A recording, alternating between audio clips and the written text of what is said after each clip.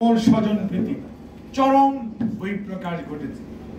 আমার সাথে নার্স কাজ করতো প্রাইভেট মেডিকেল কলেজে বা প্রাইভেট প্রতিষ্ঠানে, 3.5 লাখ টাকা ঘুষ দিয়ে চাকরি একটা পাইছি মেডিকেল বিশ্ববিদ্যালয়ের কথা বলতে। আজকে থেকে 7-8 বছর, এখন নাকি এটা রেট অনেক বাড়ছে। এখন হ্যাঁ, এটা আমি কয়েক বছর আগের কথা বলতে, 7-8 বছর আগের কথা। ওই ছেলেটা এখানে আছে কিনা জানি না। অর্থাৎ দুর্নীতি একটা সর্বগ্রাসী অবস্থায় চলে গেছে। টাকা টাকা, দুর্নীতি দুর্নীতি, টাকা ছাড়া কিছুই না। এখন দেখতেছি স্কুলের পিয়নের নিয়োগ হয়েছে 8 লক্ষ টাকা দিয়ে। আমি ওকে কালকে ডাকলাম, তুই যে 8 লাখ টাকা দিলি, ওই কত টাকা বেতন পাস? কয় চাচা 10,000 টাকা পাই। আমাদের 8 লাখ টাকা তুলতে তোর কত বছর লাগবে? হিসাব করে বের করলো। কই তবু তো মানুষ বলে যে একটা চাকরি করি, জমা জমি বিক্রি করে 8 লাখ টাকা। মাস্টার সাহেব অ্যাসিস্ট্যান্ট টিচারের চাকরি নিছি, এমপি সাহেবকে 15 লক্ষ টাকা দিচ্ছি। আমি মাস্টার সাহেবকে ডাকবো, এই কালকের ঘটনা ঘটেছে। আমার কাছে কমপ্লেইন করে, তুমি দিলা কেন? না দিলে তো হয় না।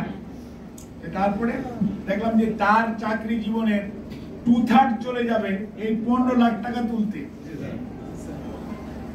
এখন অর্থাৎ আমি আপনাকে এই গল্পগুলো বলার কারণ হচ্ছে, এর থেকে কিন্তু আমাদের বেরিয়ে আসতে হবে। আপনি স্বাধীনতার কথা বলেন, দ্বিতীয় স্বাধীনতার কথা বলেন, নতুন প্রজন্ম তার অধিকারের কথা বলে। ছাত্র জনতার 1000-এর বেশি ছাত্র মারা গেছে। বেশ রাজনৈতিক কর্মী, বিএনপির কর্মী মারা গেছে 188 জনের বেশি। বিভিন্ন রাজনৈতিক নেতৃবৃন্দ দলের বিশ্বাসের লোক মারা গেছে। রাস্তার কর্মজীবী মানুষ মারা গেছে। অর্থাৎ এই আন্দোলনটি ছিল ছাত্ররা শুরু করেছে, কিন্তু 18 বছর যাবৎ বিএনপি কিন্তু এই কথা বলে যাচ্ছে।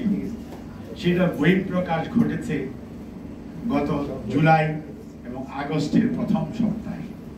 মানুষ ফুঁসে উঠেছে এবং মানুষ তার যে দায়িত্ব সেটি পালন করেছে। এর থেকে এই এত মানুষের রক্ত, এত মানুষের হাত নাই পা নাই, এত মানুষ মামলায় জর্জরিত, এত মানুষ গুম হয়েছে, সেখান থেকে কিন্তু আমাদের বেরিয়ে আসতে না পারলে আপনি কিন্তু একটা অকার্যকর রাষ্ট্রের দিকে যাবেন। আজকে যেমন বিভিন্ন দাবি দেওয়ার কথা গাজী ভাই বলেছে, আজকে সবাই মুখ খুলছে। আরে বাবারা, আপনারা এতদিন তাদের নামে স্লোগান দিয়ে ফেনা তুলে ফেলেছেন, তখন অনেক কিছু বলেন নাই। আজকে কথা বলার সুযোগ এসছে, বলবেন, বাট মনে রাখতে হবে আপনাদের কোষাগার তো শূন্য। আপনারা টাকা বাংলাদেশ ব্যাংক থেকে চলে গেছে, সেইটার একটা রিপোর্ট বছরকে বছর কোনো খবর নাই। লক্ষ লক্ষ কোটি টাকা পাচার হয়ে গেছে,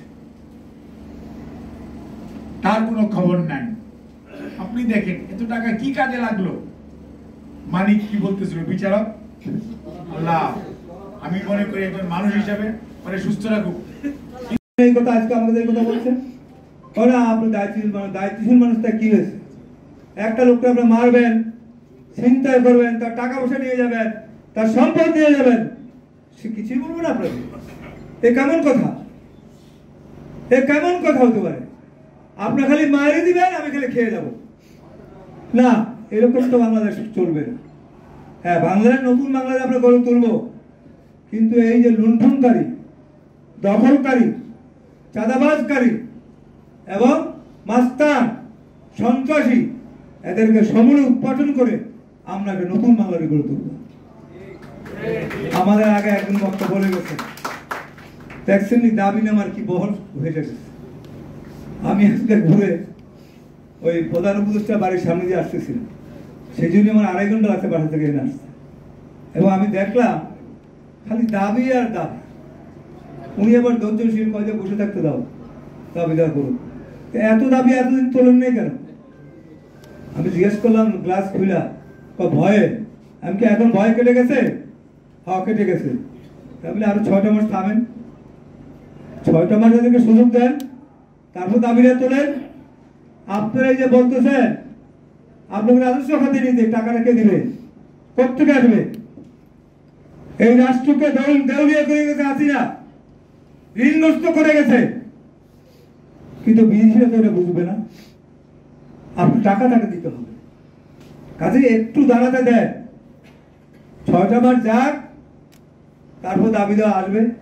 এখনো তো প্রশাসনের সর্বত্র সাজানো যায় না। কিভাবে কেন যায় নাই? এ টু জেড একই লোক। আপনার কারে বাদ দিয়ে পড়বে, কারে প্রমোশন দিবে, এর থেকে জেড পর্যন্ত একই লোক, একই মননের লোক। কি করবো না আমি এখানে? ধৈর্য ধরা তো পথ নাই। কাজে আমাদেরকে একটু সময় দিতে হবে, সময় নিতে হবে, সজাগ থাকতে হবে। এই সুযোগে আমাদের মধ্যে কিছু খারাপ লোক আছে না, তারা যেন এই যে খারাপ কাজগুলি না করতে পারে। চাঁদাবাজ, সন্ত্রাসী, দখলদার, এগুলি করে আমাদের বদনাম হয়ে যাবে। যে আওয়ামী লীগ যা করতো এরা তাই করে, এটা যেন না হয়, এটা খেয়াল রাখতে হবে সবাইকে। আমাদের মনে রাখতে হবে যে আমরা যে যেখানে আছি, ইনশাল্লাহ নাসরাতে বঞ্চিত হতে কোনো সন্দেহ নেই। এখন সকলের দাবি পূরণ হবে, কিন্তু আমাদেরকে একটু সময় দিতে হবে, এইটা আমাদের বুঝতে হবে।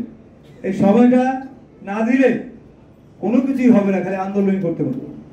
সে কারণে আমরা সাংবাদিকরাও আমাদের অনেক সমস্যা আছে, আমরা কিন্তু এগুলো এই মতো তুলছি না। এই কারণে হয়তো আমাদের সমস্যাগুলি সমাধান করতে কোনো টাকা পয়সা লাগবে না, কিন্তু আমরা তুললেই আরো হাজারো সংগঠন বলবো যে ওনাদের টাকা পূর্ণ হয়েছে, তাহলে আমাদেরটা হবে না কেন? বুঝতে চাইবে না, সেই জন্য আমরা এটা করি না।